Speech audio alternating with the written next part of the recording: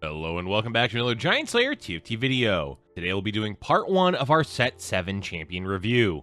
We're doing a brief overview of each champion with today's focus being on the champions from A to N.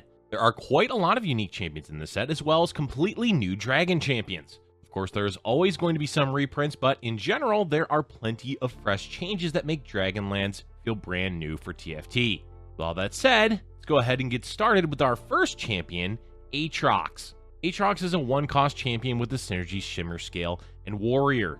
We've seen this ability before, as all it does is a chunk of attack damage that also heals Aatrox. In general, Aatrox is a more or less use in stage 2 unit and then only have him active for traits later on. Nothing too special, but healing on a frontliner is almost always useful for stage 2. Next, we have a 3-cost champion, Anivia. Anivia's synergies are Legend, Evoker, and Jade, making her one of the several triple trait units of the set. The way her ability works is that she summons a mid-size AoE around the target she's attacking that deals magic damage, but most importantly, reduces their magic resistance. Anivia is likely just to be an AP item holder, though she has the potential to be a reroll AP carry because of her synergies. One of the many dragons on the list is the 10-cost AO Shin. AO Shin's traits are Tempest and Dragon, with his +3 going towards Tempest. This is one of the stronger dragons in the late game, as his ability is quite good as he barrages random enemies, dealing magic damage and stealing mana from them. So far, AO Shin is one of the more consistent late game damage dealers for AP, as he can dish out a lot of damage to multiple enemies while having a relatively fast second cast. Moving back to the regular champions, we have Ashe. Ashe is a 2-cost Jade, Swift Shot, and Dragonmancer champion. Her ability should be familiar, as it's almost exactly the same as set 6.5, where she shoots out a volley of arrows that deal damage and slow enemies' attack speed. It's hard to tell if Ashe will be useful as a carry, though with 3 synergies she's definitely going to be played often. The final A champion is another 10-cost dragon, Aurelion Sol. Aurelion's traits are Astral, Evoker, and of course Dragon. Astral's his bonus synergy, making him a staple of any Astral board. Aurelion's ability is actually quite unique, as he casts a somewhat small AoE on a random champion that deals damage after a few seconds. His attack also lowers the attack damage of enemies hit. The unique part is every time Aurelion casts, the AoE and damage goes up. This means, eventually, Aurelion can clear out the whole board, though that does take a long time to do. Because it takes a while for his damage to ramp up, Aurelion can be lackluster, though that's something that can always be tweaked by balance. Up next, we have Bard. Bard is a 5-cost unit with the synergies Guild, Mystic, and Bard. Fancy that, Bard is a Bard. His ability tosses out a fairly large AoE stun that lasts for a few seconds and increases the damage taken for the enemy champion's hit. Then, Bard dances. Dancing may not seem important, but it is. Whenever Bard dances, he creates a Doot. Doots then increase the shop odds of 3, 4, and 5-cost units. This is by far the best reason to run Bard, though his ability is actually quite good too. Braum is the other B champion for set 7 and is a 2-cost unit with the synergies Guardian and Scale Scorn. Basically, Braum puts up his shield and reduces damage taken. Definitely lacking in terms of CC, plus we've seen this variation of Braum before. In all honesty, most of the Guardians are a bit underwhelming, so expect to see Braum mostly be a stand-in when playing Scale Scorn. Flying in as a 4-cost champion is Corki. Corki's synergies are Cannoneer and Revel, which puts him in the carry camp for the mid to late game. He's also had a real glow up on his ability since set 6, as the rockets he fires deal a good chunk of attack damage, with the final missile of the barrage being the big one that deals even more damage in an AoE. We expect to see Corki as one of the staple 4-cost AD champions of the set. We're now into the D champions, which incidentally has a dragon unit, Daeja. Daeja is an 8-cost dragon with their +3 synergy being Mirage. There's 2 parts to Daeja's ability. First, as a passive, their attacks deal bonus magic damage and also reduce the target's magic resistance. Second, when they cast their ability, it sends out a wave towards the largest group of enemies. This deals decent magic damage and then also empowers his auto attacks to send out multiple projectiles for a few seconds. There's definitely potential for Daeja to be an AP carry in the mid game, with a unique twist of also being an auto attacker. Diana is back, this time as a 3-cost champion with the synergies Assassin and Scale Scorn. We've seen her ability before. She summons orbs that deal damage and give her shields. In general, we expect to see Diana do quite well as a mid-game AP item holder with the potential of being rerolled. Another 3-cost champion is Elise. Elise is a shapeshifter and whispers unit that, you guessed it, transforms when she casts her ability. When she transforms, she goes down to 1 range and then can cast Venomous Bite. This ability deals a decent amount of damage, but more importantly, when she gets a kill with it, Elise then flies into the air and becomes untargetable. Then she lands and casts it again on the next target. This gives Elise a lot of reset potential, and since Whispers add a good amount of scaling in a fight, we may end up seeing a lot of Elise reroll boards. Ezreal is returning once again as a one-cost champion with the same ability he had in set 6. The difference being his synergies, which are now Tempest and Swift Shot. Scrap and Innovator definitely had better potential than Tempest and Swift Shot, but at the end of the day, Ezreal's role is roughly the same as an early game AD item holder. Also returning is Gnar. Gnar is now a 2-cost unit with the synergy Shapeshifter and Jade.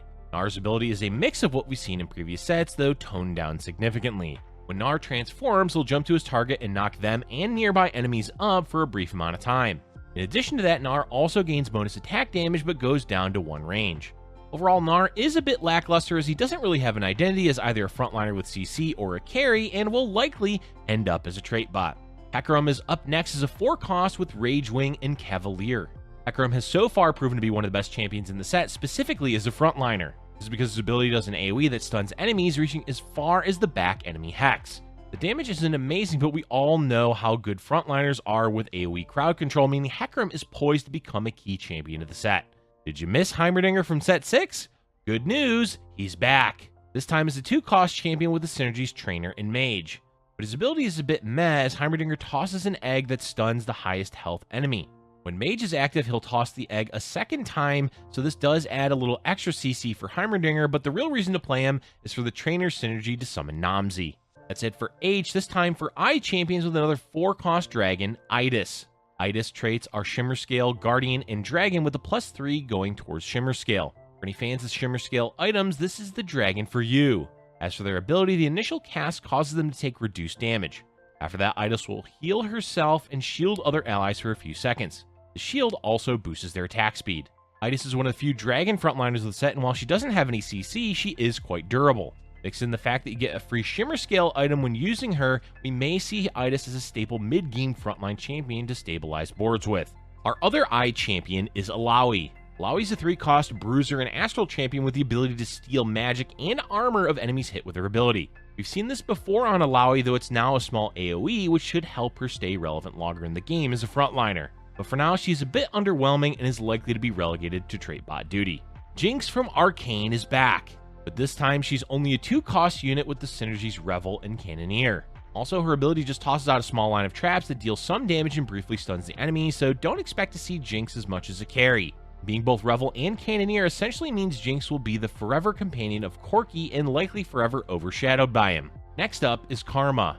Karma is a 1-cost Jade and Dragonmancer champion. Her ability fires a small AoE that deals magic damage. Simple, yet effective.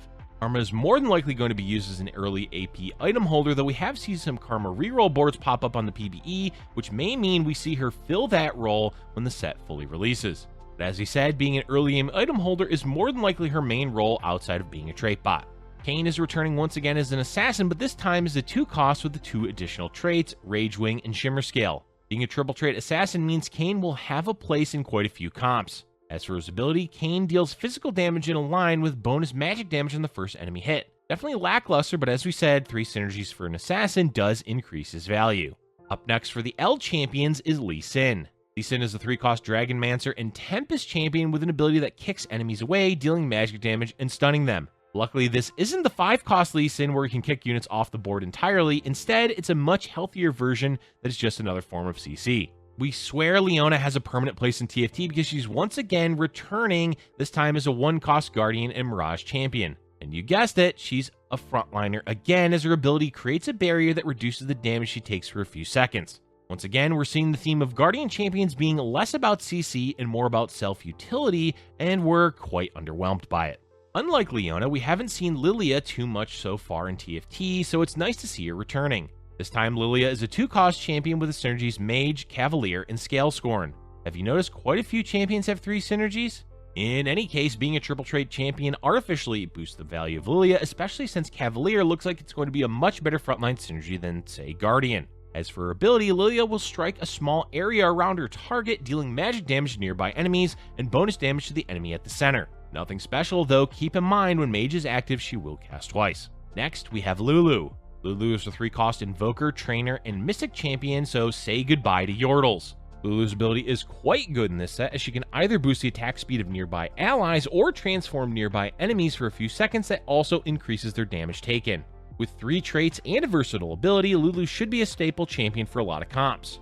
And finally, we're into the last section, the end champions, beginning with Nami. Nami is a 2-cost Astral, Mystic, and Mage champion. The way her ability works is she sends out a wave to the target that bounces, prioritizing low health units. This wave deals damage and heals any ally hit. Overall, a decent ability, and with Mystic as a tag, we'll likely see Nami splashed in quite often. Next is Neeko. Neeko is a 4-cost shapeshifter and Jade champion. The unique thing about Neeko is her ability as she takes the form of a nearby ally, gaining a portion of their bonus stats, including those from items. This also gives her a shield that, when broken, she then casts an AoE stun. The bonus stats and having an AoE stun should put Neeko near the top of the valuable champions list as a frontliner. It's been a minute since we've seen Nidalee, and she's back this time as a 1-cost Astral and Shapeshifter champion. We've seen this before, especially her ability as she transforms into a cougar and then begins swiping at the enemy. Nothing particularly interesting about Nidalee, though there may be the possibility of rerolling her. And our final champion for today is Nunu. Nunu is a 3-cost Mirage and Cavalier champion. Cavalier is a bit weird to think of for Nunu, but Cavalier they are. Their ability is once again the bite we've seen from previous sets, where Nunu deals additional damage that becomes true damage when the target has less health than them. Definitely decent for damage, though. As we said, this is a reprint we've already seen. That's all for today, folks. Keep in mind, this is just the first half of the Champions preview for Set 7. We'll be back with the rest soon in a future video. Let us know in the comment section below what champions you're the most excited for. Remember to check out the GiantSlayerTV socials in the description below to keep up to date with any news, shows, or other content. Thank you for watching, and if you're enjoying our content, be sure to hit the like button and subscribe for future Giant Slayer TFT videos.